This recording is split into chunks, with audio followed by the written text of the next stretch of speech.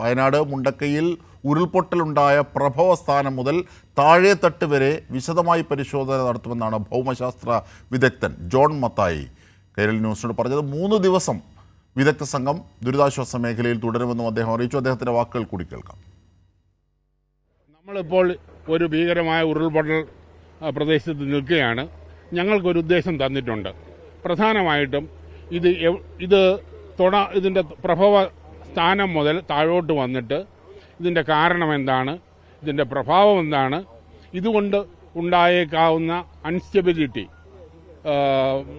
ദുർബല പ്രദേശങ്ങൾ ഏതൊക്കെയാണ് ഒന്ന് ഐഡൻറ്റിഫൈ ചെയ്ത് കൊടുക്കുക എന്നുള്ള മെയിൻ ഉദ്ദേശത്തോടു കൂടിയാണ് ഞങ്ങൾ വന്നത്.